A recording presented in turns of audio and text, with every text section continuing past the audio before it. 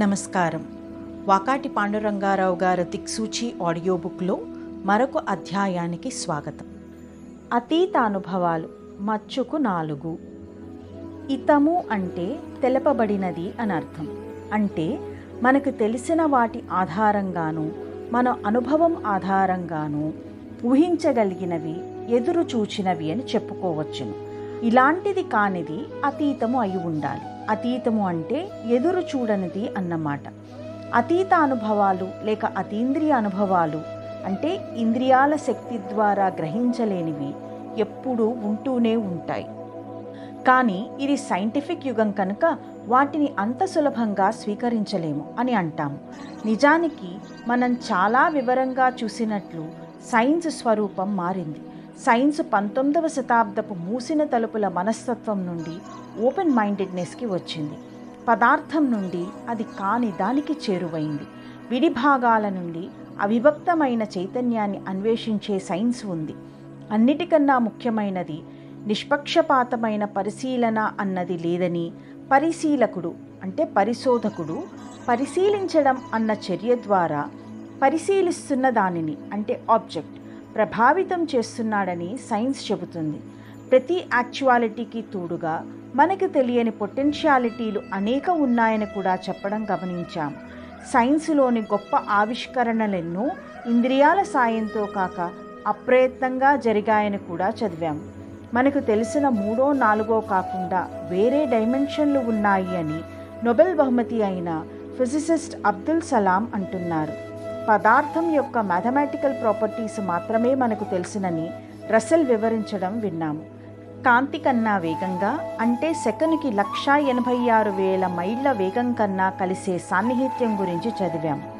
ఈ నేపథ్యంలో మనము అతీతము అతీంద్రియము అనుకునే అనుభవాలను సైన్స్ పేరు చెప్పి గుడ్డిగా కళ్ళు మూసేసుకోకుండా, విశ్వాసం పేరు చెప్పి వెర్రివెంగళాయల్లా నమ్మేయకుండా ఓపెన్ మైండ్తో పరిశీలిస్తే మనకు ఇంకా సరిగ్గా తెలియనిది, మనలో ఏ కొద్ది మందో సాధనతో నేర్చినట్టిది అయిన శక్తి బాంధవ్యము ఏదో ఉందని, వాటిని బహుశా సైన్స్ ఇంకా కొన్ని దశాబ్దాలలో తన పరిధిలోకి తీసుకురాగలదని అనిపిస్తుంది.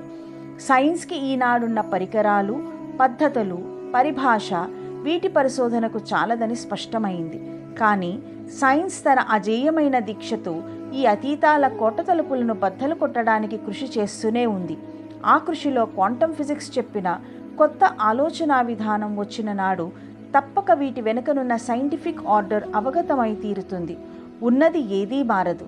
వాటి వల్ల మీ దృక్పథం మారుతుంది, దృష్టి మారుతుంది, అంతే అంటాడు కార్లెస్ క్యాస్టనీరా. అంతవరకు కూడా సైన్స్ వీటి పట్ల మౌనం వహించక తప్పదు.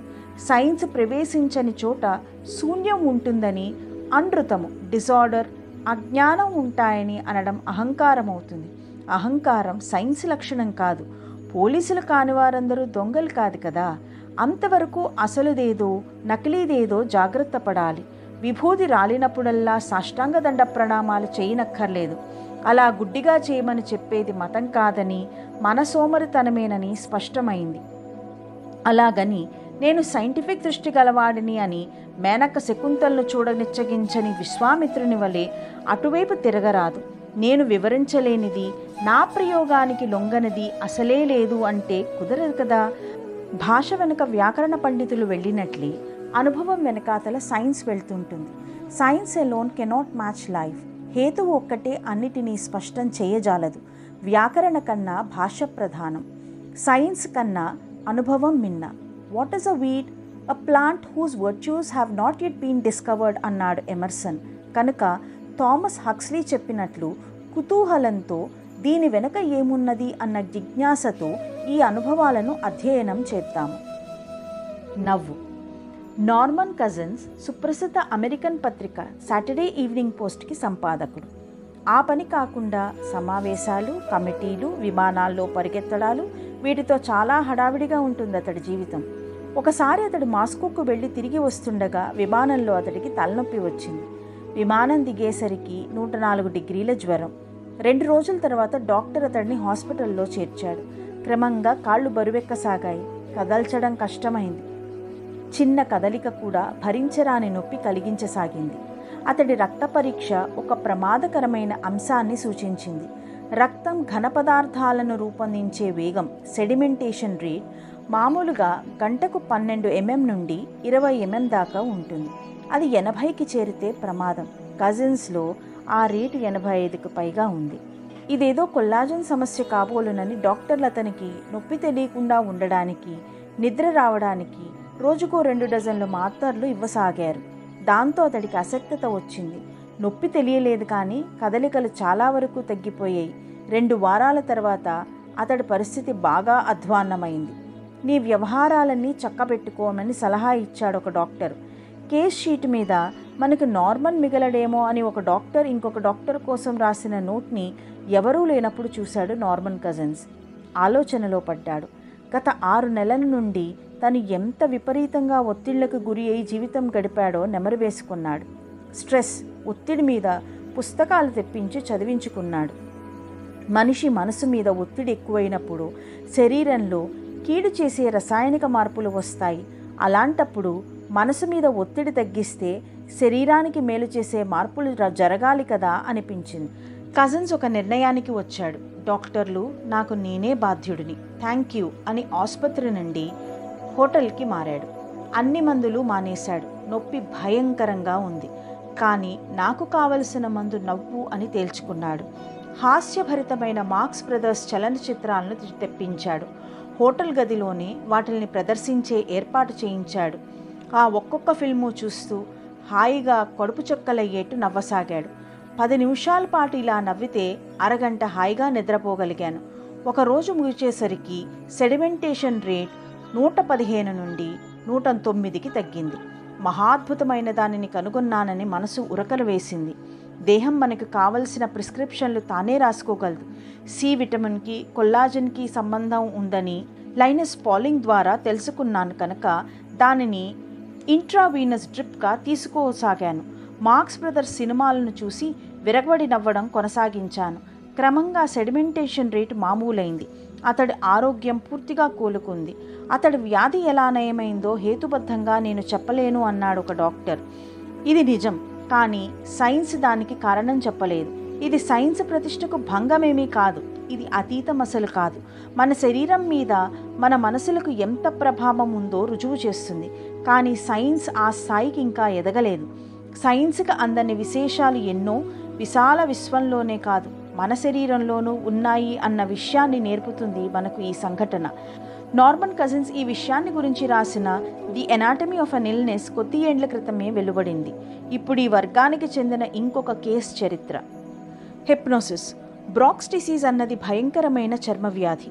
దానిని కంజెనిటల్ ఇక్థియోసిఫార్మ్ ఎరిథ్రోడర్మియా అంటారు. ఇది పుట్టుకతో వస్తుంది. ఇది వచ్చిన వారి చర్మం క్రింద చెమటి గ్రంథులు పనిచేయవు. ఇందు మూలంగా పై చర్మం అంటే ఎపిడర్మిస్ దళసరి అయి పాతకాలపు చేప మీద పొలుసుల వలె పెళుసుగా తయారవుతుంది. ఇది చావుతో కానీ పోదు. 1951 వరకు దీనికి చికిత్స లేదు. కానీ ఆ సంవత్సరంలో ఈ వ్యాధి ఉన్న 16 ఏళ్ల అబ్బాయిని లండన్ క్వీన్ విక్టోరియా ఆసుపత్రిలోని డాక్టర్ ఏఏ మేసన్ దగ్గరకు తీసుకొచ్చారు. ఆ అబ్బాయిని చర్మాన్ని మడిస్తే చిరిగి పుండై చీము పట్టి కంపు పట్టసాగింది. మెడ మీద మామూలుగా ఉన్న చర్మం తీసి జబ్బున్న చోట అతికిస్తే అతికేది, కానీ త్వరలో దానికి కూడా ఆ వ్యాధి సంక్రమించేది. అబ్బాయి కంపు భరించలేక స్కూలు వారు అతన్ని రావద్దన్నారు. డాక్టర్ మేసన్ హిప్నోథెరపిస్ట్, అంటే హిప్నోసిస్ ద్వారా చికిత్స చేయడం తెలిసినవాడు. ఆ అబ్బాయి హిప్నోసిస్కి లొంగుతాడని తెలుసుకున్నాడు. 1951 ఫిబ్రవరి 10న అతడి హిప్నోసిస్ ప్రభావంలోకి తెచ్చాడు. ఆ అబ్బాయి ఎడమ చేతి మీద కేంద్రీకరించాడు. 15వ తేదీ నాటికి అతడి ఎడమ చేతి మీద దళసరి చర్మం అంతా రాలిపడిపోయింది. మరో 10 రోజులలో ఆరోగ్యకరమైన మామూలు చర్మం ఏర్పడింది. ఇలాగ ఒక్కొక్క భాగం చొప్పున నెలలో ఆ అబ్బాయి చర్మం పూర్తిగా మామూలు అయ్యేటట్లు చేశాడు. జన్మలో మొదటిసారిగా ఆ అబ్బాయి అందరిలాగానే తిరగసాగాడు. అతడు ఎలక్ట్రీషియన్గా వృత్తి నేర్చుకున్నాడు. 5 ఏళ్ల వరకు అతన్ని గమనిస్తూ వచ్చారు. అతడు ఆరోగ్యంగా హాయిగా ఉన్నాడు. అమెరికా అయింది, ఇంగ్లాండ్ అయింది, యూరప్ వెళ్దాం రండి. విద్య. అది బల్గేరియా రాజధాని అయిన సోఫియా. అక్కడ సజెస్టాలజీ అండ్ పారాసైకాలజీ సంస్థ ఉంది. ఆ సంస్థలో మామూలుగా 2 ఏళ్లు పట్టే కొత్త భాషను 20 రోజుల్లో నేర్పిస్తారు. ఎలాగా? నేను ఇండియాకి వెళ్ళినప్పుడు అక్కడ యోగులతో మాట్లాడాను. యోగాభ్యాసం కన్నా దానివల్ల కలిగే మనం ఏది చెప్తే అది స్వీకరించే మనస్థితి, సజెస్టివ్ స్టేట్ ముఖ్యం అనిపించింది. శవాసనం రిలాక్స్ కావడానికి అద్భుతమైన ప్రక్రియ. దాని వలన మనసు మీద ఉన్న అనవసరమైన ఆందోళన, బరువు అన్నీ పోతాయి. అప్పుడు చేతన కళకళలాడుతూ ఆరోగ్యంగా ఉంటుంది. ఆ స్థితిలో మనసు మామూలు కన్నా 50 రెట్లు వేగంగా నేర్చుకుంటుంది. విద్యార్థి కాన్షియస్గా కాకుండా పరోక్షంగా చాలా మౌలికమైన పద్ధతిలో నేర్చుకోవడం జరుగుతుంది అని వివరిస్తాడు ఆ సంస్థ పెద్ద డాక్టర్ జార్జ్ లోజనోవ్. అక్కడ తరగతిలో విద్యార్థులు, గృహిణులు, కార్మికులు, పెద్దవారు, చిన్నవారు కలిపి 12 మంది దాకా ఉంటారు. సీట్లు మెత్తగా, హాయిగా విమానం వలె వాలుగా ఉంటాయి. అసలు అది తరగతి కాకుండా విశ్రాంతి తీసుకునే వరండాలా ఉంటుంది. చాలా మందకొడిగి విద్యుత్ దీపాలు అక్కడ ప్రశాంతిని ఇనుమడింపచేస్తాయి. విద్యార్థులు సుఖాసీనులై లలితమైన సంగీతం వింటూ ఉంటారు. అక్కడ వాళ్ళక్కడ కూర్చున్నది సంగీతం వినడానికి అన్నట్టుగా దానిని రసించుతుంటారు. ఆ సంగీతం నేపథ్యం మీద ఉపాధ్యాయురాలు గొంతు నెమ్మదిగా, చాలా నెమ్మదిగా, ఒక్కొక్కసారి కాస్త గట్టిగా వినిపిస్తుంది. ఆమె గొంతు, మాట్లాడే తీరు, స్వరంలో మెలకువలు ప్రత్యేకంగా ఉంటాయి. ఫ్రెంచ్ పదాలు, నుడికారాలు, అర్థాలు చెబుతూ ఉంటుంది. విద్యార్థులు నిజానికి ఏమీ వినరు. అసలు టీచర్ గొంతు వినడానికి యత్నించకండి, విశ్రాంతిగా ఉండండి అని వాళ్లకు చెప్తారు. వాళ్ళ కాన్షియస్ మైండ్స్ సంగీతం వైపు మొగ్గి ఉంటాయి. 2 గంటల తర్వాత ఏమీ వినకుండా వారు లేచి ఇంటికి వెళ్ళిపోతారు. కానీ వారు మరుసటి రోజు తాము 150 దాకా కొత్త ఫ్రెంచి పదాలు సులువుగా నేర్చుకోగలగడం, వాటిని చదవడం, రాయడం, మాట్లాడడం తెలుసుకొని వాళ్లే ఆశ్చర్యపోతారు. నెలలో దాదాపు 3000 పదాలు నేర్చుకుని ఆ భాష మీద అధికారం సంపాదిస్తారు. ఎప్పుడూ ఈ కోర్సులో చేరడానికి 5-6 వేల మంది దాకా వేచి ఉంటారు. సజెస్టాలజీ హిప్నోటిజం కాదు అంటాడు లోజనోవ్. ఈ పద్ధతిలో ప్రాథమిక గణితం, ఫిజిక్స్, కెమిస్ట్రీ యొక్క కోర్సులను కొన్ని వారాలలో నేర్పగలుగుతారక్కడ. మనసు యొక్క శక్తి అపారమని తెలిసి యోగా విధానాలను వాడుకొని మనసుని విస్తరించి ప్రయోజనం పొందుతున్నారు కమ్యూనిస్టు దేశాల వారు. కానీ మనము యోగమా, అబ్బే అదంతా అశాస్త్రీయమైన చెత్తండి అని కొట్టిపారేస్తాం. దీనినే ఇంగ్లీష్లో being more royal than the king అంటారు. మానసిక బానిసత్వంతో మక్కుతూ దానికి అందమైన పేర్లు పెట్టుకోవడంలో మనల్ని మించిన వారు ఎందులోనూ లేరు కదా. ముందు కాలం, దేశం అదే, కాలం అదే. అక్కడొక ఆవిడ ఉంది. ఆమె పేరు వేంగా డిమిత్రోవా. ఆమె ఈ భూమి మీద ప్రభుత్వం వారు నియమించి పోషిస్తున్న మొట్టమొదటి జ్యోతిష్కురాలు. ఆ విధంగా పోషిస్తున్నది ఒక కమ్యూనిస్టు ప్రభుత్వం. అంటే కొంతమందికి మింగురు పడడం కష్టమే, కానీ మన గొంతులు సరిలేవు అని వెలక్కాయలు వెలియక తప్పవు కదా. వేంగా డిమిత్రోవాకు 19వ ఏట కంటి చూపు పోయింది. కానీ చాలా విచిత్రంగా ఆమెకు కాలాన్ని భేదించగల అద్భుతమైన ఇంకొక రకమైన చూపు లభించింది. ఆమె ఎదుట ఎవరైనా కూర్చుంటే చాలు, వారి భూత, వర్తమాన, భవిష్యత్ కాలాలను పూసగుచ్చినట్టు చెబుతుంది. ప్రతిరోజు ఆమె చెప్పేవన్నీ సైంటిఫిక్గా నోట్ చేసుకొని వాటిని పరిశోధించిన సైంటిస్టులు గత 30 సంవత్సరాల కాలంలో ఆమె చెప్పిన వాటిలో 80% ఖచ్చితంగా జరిగాయని చెప్పారు. 1944లో ఒకతను ఇలాంటి వాటిలో నమ్మకం లేని హేతువాది ఆమె దగ్గరకు కుతూహలం కొద్దీ వెళ్ళాడు. ఆమె అతడి పాతకాలంలో నుండి అతడికి తప్ప ఎవరికీ తెలియని వివరాలు చెప్పింది. ఆ తర్వాత భవిష్యత్తు గురించి చెప్పసాగింది. నీ కూతురు పెళ్ళవుతుంది, ఆ దంపతులు అన్యోన్యంగా ఉంటారు, కానీ నీ అల్లుడు త్వరలో మరణిస్తాడు. ఆసరికి నీ కూతురుకో బిడ్డ ఉంటుంది, కానీ కాపురం సవ్యంగా సాగదు. నీ కొడుకు 20 ఏళ్లు దాటకుండానే చాలా విచిత్రమైన ప్రమాదంలో మరణిస్తాడు. నువ్వు 14 సంవత్సరాల తర్వాత 1958లో క్యాన్సర్తో కన్ను మూస్తావు అని చెప్పింది. 1967లో రష్యాలో, ఇతర కమ్యూనిస్టు దేశాలలోనూ అతీత శక్తుల మీద జరుగుతున్న పరిశోధనలను అధ్యయనం చేద్దామని వెళ్ళిన 2 అమెరికన్ రచయితలను పై జోస్యంలోని వ్యక్తి యొక్క కూతురు కలిసింది. వేంగా చెప్పినవన్నీ తూచా తప్పకుండా అలాగే జరిగాయని ఆమె ధృవీకరించింది.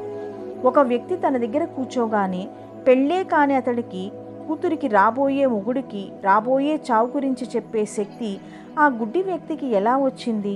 అసలు ఇవన్నీ కూడా ఇంతకు ముందే నిర్ణీతమై ఉంటాయా? వేంగాకున్న శక్తి ఇతరులకు ఎందుకు లేదు? మానవులందరూ వేసే ఇదే ప్రశ్నలకు సైంటిఫిక్ సమాధానాలు కనుక్కోవాలని డాక్టర్ లోజనోవ్ పరిశోధన మొదలుపెట్టాడు. లోజనోవ్ శిక్షణ పొందిన డాక్టరు, సైకోథెరపిస్టు, 25 సంవత్సరాల యోగ విద్యాభ్యాసం చేసినవాడు. వెంగా క్లేర్వాన్స్ ద్వారా భవిష్యత్తును కనుగొంటుందనిపిస్తోంది. ఆవిడ గురించి 1-2 అతిశయోక్తులు ఉన్నా ఆవిడ మాత్రం విశేషమైన అతీత శక్తులున్న వ్యక్తి. ఆమె ప్రదర్శిస్తున్న ఆ జోస్య శక్తిని సైన్స్ త్వరలో వివరించగలదు అంటాడాయన. నిజం పట్ల గౌరవం, సైన్స్ మీద విశ్వాసం, ఈ రెండూ సహజీవించడం గమనించాలి. అందులోనూ అది కమ్యూనిస్టు దేశం. 1916లో బల్గేరియన్ ప్రభుత్వం వెంగాను ఆస్థాన అతీంద్రియ శక్తి వ్యక్తిగా నియమించింది. ఈవిడ నెల జీతం సుమారు 1600 ఇస్తారు. ప్రభుత్వం ఆవిడకు 2 కార్యదర్శులను నియమించింది. ఇది కాక సైంటిస్టుల కమిటీ ఒకటి ఆమెతోనే ఉంటుంది. వారు ఆమె దగ్గరకు రావాలనే వారు దరఖాస్తులు చూడడం, ఇంటర్వ్యూలు ఏర్పాటు చేయడం, ఆమె జోస్యాలు రాసుకోవడం, తర్వాత వాటిని చెక్ చేయడం చేస్తుంటారు. ఒక్క బల్గేరియాలోనే కాదు, చాలా కమ్యూనిస్టు దేశాలలో అతీత శక్తుల మీద నమ్మకమే కాదు, గర్వం, గౌరవం కూడా ఉంటాయి. వాటి మీద పరిశోధనలు చేస్తుంటారు. మనిషిలో నిగూఢమైన శక్తులను వెలుపలికి తీయడానికి వారు కృషి చేస్తుంటారు. మాకు సుదీర్ఘమైన అకల్ట్ కల్చర్ ఉంది అని సగర్వంగా చెప్తాడు డాక్టర్ లోజనోవ్. కానీ అబ్బే, అదంతా మూఢుల గుడ్డి నమ్మకమండి అని కొట్టిపారేస్తుంది మన స్వదేశీ మార్కు హేతువాదం. ఇంకా ముక్తాయం. లెనిన్గ్రాడ్ విశ్వవిద్యాలయపు తత్వవేత్త, శాఖాధిపతి డాక్టర్ విటుగారినావ్ టెలిపతి మీద జరిగే పరిశోధనలను విమర్శించే వారందరూ తమ తమ సైంటిఫిక్ కన్జర్వేటిజంను, అంటే అభివృద్ధి నిరోధకత్వాన్ని దాచుకోవడానికి మార్క్సిజం, లెనినిజాలను వాడుకుంటున్నారు. అట్లా సైన్స్ దారికి అడ్డు వచ్చే వారందరినీ శిక్షించాలి అని మండిపడతాడు. గర్వించు రష్యా అంటే ఇదే కాబోలు.